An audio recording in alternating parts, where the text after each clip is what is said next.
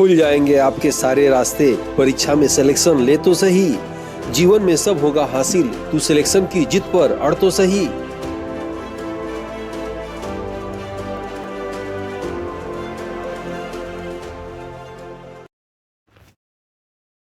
Aditya classes exam गुरु channel में आप सबका स्वागत है। भारत के समान भूगोल के अंतर्गत आज हम लोग की क्लास रहेगी भारत के मरुस्थल से संबंधित जो भी प्रश्न होते हैं इस क्लास में संकलन किए गए हैं। यह पेपर असिस्टेंट प्रोफेसर के जीएस पेपर के साथ साथ किसी भी वनडे एग्जामिनेशन में याद रखिएगा क्वेश्चन ये आते हैं इसमें से, और ये कंपटीशन एग्जाम में बार बार पूछे जाने वाले चुनिंदा तथ्य हैं इसके अंदर। तो आइए देखते हैं आज की क्लास में जो है भारत के समान भूगोल के अंतर्गत हम लोग ये सारी क्लासें करनी है।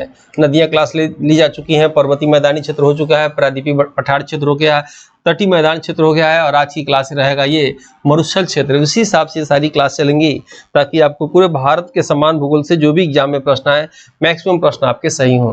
ठीक है, तो यूनिट 5 से है ये मरुस्थलीय क्षेत्र। जैसे आपको क्लास में ले भी रहे थे, आप उत्तर भारत के पर्वतीय मैदानी क्षेत्र की क्लास देख चुके हैं। ठीक है, उसके बाद जो है प्रायद्वीपीय पठार की क्षेत्र की क्लास देख चुके हैं, तटीय मैदान और द्वीप समूह देख चुके हैं। आज की क्लास रहेगी मरुस्थल क्षेत्र। ठीक है, यानी इधर का भारत में याद रखिएगा एक ही मरुस्थल है, थार मरुस्थल। वो भी थार मरुस्थल जो है आधा पाकिस्तान में पड़ता है, आधा भारत में पड़ता है। तो आइए इसको देखते हैं। पहले मरुस्थल के विषय में देखा जाए। चित्र के माध्यम से आप देख रहे होंगे गुजरात, राजस्थान, हरियाणा, पंजाब 4 राज्यों में ये थार मरुस्थल स्पर्श करता है। याद रखिएगा कच्छ के रण तक जाता है गुजरात में, और इन 4 बाकी जो है पाकिस्तान में चला जाता है। ठीक है, और किसी भी स्थान पे मरुस्थल किसे कहते हैं जहां जो है वर्षा 25 सेंटीमीटर से कहा जाता है कम हो, या किसी भी क्षेत्र में, जैसे मान लीजिए अगर पृथ्वी की नक्शा या छोटे से नक्शा के माध्यम से बताना चाहूंगे आपको हम कि अगर ये नक्शा को अगर आप ऊपर से देखेंगे तो ऊपर क्या होता है उत्तर, और दाहिने साइड में क्या होता है पूरब। यानी पूरब ये है, ईस्ट ये है। तो पूरब से सूर्य का प्रकाश अगर जाएगा तो आप देखेंगे सबसे अधिक प्रकाश या लंबे समय तक जो है इस पूर्वी तट पे पड़ेगा, पूर्वी तट पे पड़ेगा। यानी जो समुद्र आप देख रहे होंगे, एक बार आपको मोटे तौर पे बता देना चाहेंगे कि ये आप देख रहे होंगे उत्तरी अमेरिका, ये दक्षिण अमेरिका, ये अफ्रीका, ठीक है, ये ऑस्ट्रेलिया महाद्वीप, ये आपका एशिया महाद्वीप, और ये आपका यूरोप महाद्वीप, ये नीचे अंटार्कटिका महाद्वीप। ठीक है, आप देख रहे होंगे ये प्रशांत महासागर, अटलांटिक महासागर, ये भी प्रशांत महासागर, ये हिंद महासागर, आर्कटिक सागर, ये अंटार्कटिका सागर है। ठीक है, इतना तो आप कॉमन चीज समझ ही रहे होंगे। आप देखेंगे मरुस्थल किसी इस स्थल पे, पृथ्वी के स्थल में हमेशा पश्चिम साइड में देखेंगे।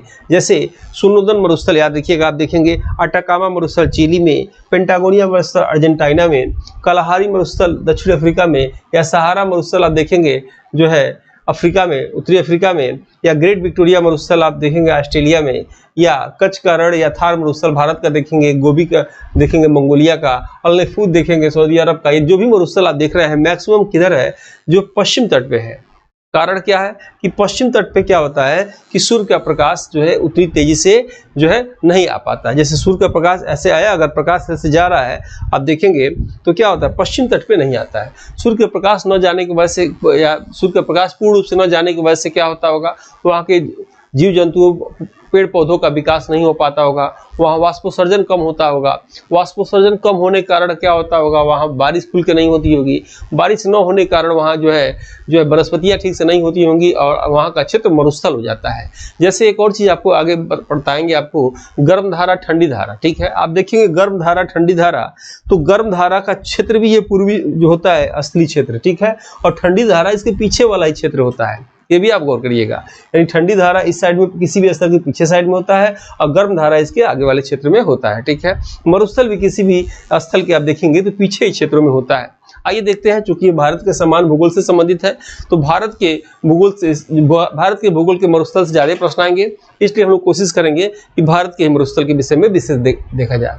मरुस्थलीय क्षेत्र के विषय में देखा जाए, यहाँ पे आप देखेंगे कि स्थल का वह खंड जहाँ 25 सेंटीमीटर से कम वर्षा होती है उस क्षेत्र को मरुस्थल क्षेत्र कहा जाता है। ठीक है, या ऐसा क्षेत्र जहां वर्षा न होने के कारण उत्पादन समाप्त हो गया हो, या ऐसा क्षेत्र जहां वर्षा न होने के कारण समाप्त हो गया हो, तो ऐसे स्थान को मरुस्थल क्षेत्र कहा जाता है। ठीक है, रासीना पहाड़ी दिल्ली से राजस्थान को, याद रखिएगा रासीना पहाड़ी दिल्ली से राजस्थान को उत्तर से दक्षिण की ओर अरावली पर्वत जो है राजस्थान को दो भागों में बांटती है। ठीक है, कहने मतलब अरावली पर्वत के विषय में बताया गया था, जो रायसीना हिल दिल्ली से निकलती है और गुजरात की कच्छ केरल तक जाती है।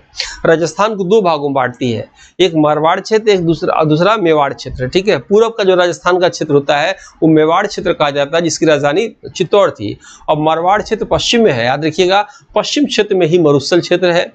और ये बलुई क्षेत्र जो है मारवाड़ वाला क्षेत्र है। मेवाड़ वाला क्षेत्र जो है वहाँ कृषि होती है, मिट्टी होती है। ठीक है, आगे देखते हैं हम लोग इसी को कि राजस्थान को निम्नलिखित दो भागों में बांटा गया है। पहला, पूर्वी राजस्थान का क्षेत्र मेवाड़ कहलाता है और पश्चिमी राजस्थान का क्षेत्र मारवाड़ कहलाता है। मरुस्थल या बालू वाला क्षेत्र मारवाड़ होता है, याद रखिएगा ये। उसके बाद संसार का सर्वाधिक जनसंख्या वाला मरुस्थल या दक्षिण एशिया का सबसे बड़ा मरुस्थल थार मरुस्थल है, याद रखिएगा। उसमें नेक्स्ट पॉइंट है, जिसे राजस्थान का मरुस्थल के नाम से भी जाना जाता है। जो राजस्थान के पश्चिमी भाग को शुष्क क्षेत्र या मरुस्थल क्षेत्र या बालू वाला क्षेत्र के नाम से भी जाना जाता है, थार मरुस्थल को। मरुस्थलीय पौधे की जड़ें लंबी होती हैं, प्रश्न आ चुका है, लंबी होती हैं क्योंकि जड़ें पानी की तलाश में लंबी हो जाती हैं। ठीक है, उसके बाद आप देखेंगे नेक्स्ट, भारत के नक्शे के उत्तर पश्चिम में थार मरुस्थल पड़ता है, जिसका आधा भाग पाकिस्तान में पड़ता है, जिसे हिंदी फिल्म सलमान खान की आई थी बजरंगी भाईजान, थार मरुस्थल के दृश्य को इसमें दिखाया गया था। अर्धचंद्राकार बालू के टीले को बरखान के नाम से भी जाना जाता है। ठीक है, ये हमारी टीम द्वारा टेस्ट पेपर निकाला गया है, आप चाहे तो ले सकते हैं। किसी भी कंटेंट या सिलेबस को देखिए, तीन तरीके से कैसे उसको पढ़ेंगे। सबसे पहले आपको टेस्ट में PDF दिया जाएगा, उसी PDF पे वीडियो आपको मिलेंगे, उसी वीडियो पे आपको टेस्ट मिलेंगे, यानी तब जाके आपको एक चैप्टर तैयार होगा। यानी एक ही चीज को 3 बार आप जब पढ़ेंगे तो आपके मन मस्तिष्क में कॉन्सेप्ट क्लियर होगा और मैक्सिमम चीजें याद रहेंगी। फिर जाके लास्ट में आपको फाइनल टेस्ट देना है, तब आपको GS पेपर में पूर्णता आएगी। इसकी वैलिडिटी याद रखिएगा UPSC 51 के डेट तक रहेगी। इसमें आपको PDF नोट्स मिलेंगे कंप्लीट, याद रखिएगा, वीडियो मिलेंगे और टेस्ट मिलेंगे, तीनों मिलेगा। बाइलिंगुअल हिंदी इंग्लिश दोनों में मिलेगा। सालवार पेपर 2014 से लेकर अब तक के मिलेंगे। इसमें याद रखिएगा, इसमें रेगुलर प्रैक्टिस सेट दिए जा रहे हैं, याद रखिएगा, रेगुलर प्रैक्टिस सेट इसमें एग्जाम तक अपडेट करते दिए जाएंगे। इसलिए जितना पहले ले लेंगे उतना ही आपके लिए बेनिफिट रहेगा। जितना पहले टेस्ट को खरीदेंगे उतने चीज़ों को पढ़ने का, दोहराने का आपको मौका मिलेगा।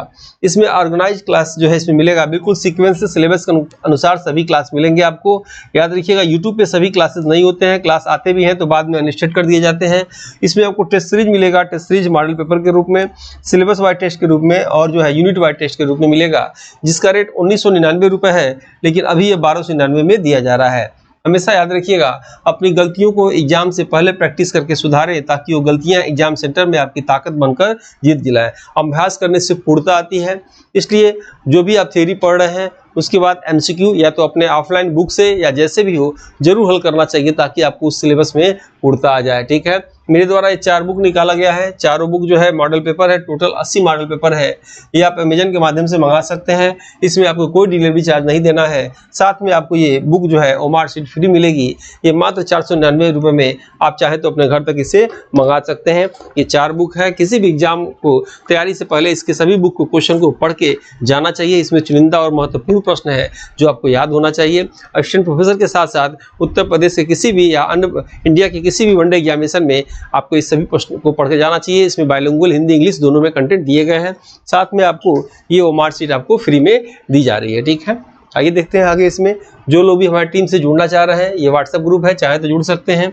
ये टेलीग्राम ग्रुप है, इससे भी आप चाहे तो जुड़ सकते हैं, ताकि सभी वीडियो के लिंक इस पर आपको दे दिया जाता है। ठीक है, थार मरुस्थल के विषय में देखा जाए, छोटा चैप्टर है, बहुत बड़ा चैप्टर नहीं है, फिर भी थार मरुस्थल भारत के 4 राज्यों को, ये इंपॉर्टेंट लाइन है, नोट कर लीजिएगा, पूछता है। थार मरुस्थल भारत के 4 राज्यों को स्पर्श करता है, जिसमें राजस्थान, गुजरात, हरियाणा और पंजाब राज्य आते हैं। याद रखिएगा, प्रश्न कैसे आएगा कि निम्नलिखित में से किस राज्य से थार मरुस्थल स्पर्श नहीं करता है। ठीक है, इसमें से 3 नाम दे देगा, एक और नाम दे देगा। ठीक है, आपको छांटना रहेगा। प्रश्न इस तरह के आ चुके हैं, यानी थार मरुस्थल जो 4 राज्यों को स्पर्श करते हैं, इन 4 राज्यों का नाम आपको याद होना चाहिए। या तो कोड से याद कर लीजिए या इन राज्यों के पहले अक्षर को याद रखिएगा, उसे याद कर ले सकते हैं। ठीक है, इस क्षेत्र की सबसे लंबी नदी लूनी नदी है। अंतःअपवाह नदी या अंतःवाही नदी उस नदी को कहा जाता है जो अपने उद्गम स्थान से निकलती है पर वह अपना जल किसी प्रकार से बड़ी नदी, समुद्र या महासागर में नहीं छोड़ पाती, बल्कि बहते बहते जल की कमी के कारण बीच में ही स्थलीय भाग में ही विलुप्त हो जाती है, जैसे लूनी नदी। ये उसका मानक परिभाषा हुआ, याद रखिएगा। लूनी नदी जब गुजरात के कच्छ के रण में जाती है तो कच्छ के रण रेतीला होने के कारण रेत के अंदर बहने लगती है। ठीक है, और ये छोटा सा चैप्टर था। वीडियो कैसा लगा फीडबैक जरूर दीजिएगा। जो लोग वीडियो को लाइक न किए हो लाइक सब्सक्राइब कर दीजिए।